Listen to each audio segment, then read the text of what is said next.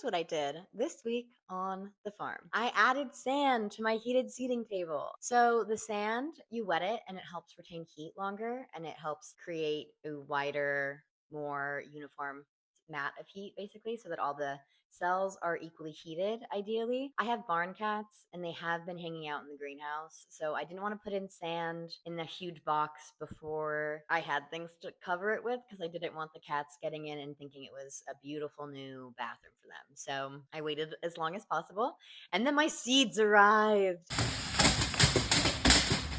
I am a big fan of sorting, so I got to sort all the seeds, which was incredibly exciting, into these little buckets because I don't want any little rodents getting in there and munching away. I used to work at a nursery in Los Angeles, and the rats loved eating the seeds, and it was like an issue for a long time. So I just have like a nightmare that I'll come outside and then all the seed packets will be opened and their contents laid bare before me. And I don't want that to happen. So keeping them in containers. And I worked out what my seeding plan was, at least for this first batch of seeds.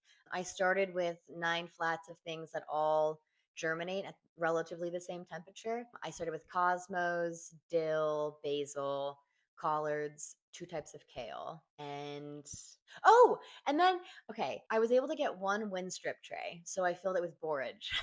So I am very excited to see how that works. Borage has like kind of a taproot, so it doesn't take too well to transplanting. So hopefully the wind strip trays will help with that. Borage is one of my absolute favorite edible flowers. I think they genuinely taste so delicious. They taste just like cucumbers, and I think they're so fun to add to salads and stuff. So I'm excited to have those ready to go as soon as possible. I really love seeding. It's like one of my favorite parts of farming. It was just really fun to be able to finally start doing that. And then I also got this stuff called vermiculite. So you sprinkle that on top of the trays once you're done seeding. It's to kind of like help keep the cells from getting too much water or for there being like sitting water on top of the cells. I came up with my post germination plan.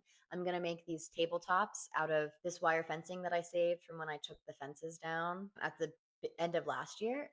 So I'm going to use those to make the tabletop and then put the tabletop on top of cinder blocks. And then that should have it high enough up that it's not just like on the ground. So I'll start building those next week. I had a call with my friend Allie, who I met during my apprenticeship year at Amber Ways, and she just gave me some really great advice about like what to prioritize, what to focus on, and she gave me an idea for a wash table for roots and everything that is basically just like upside down crates so that like everything falls through but you're able to like really spray them.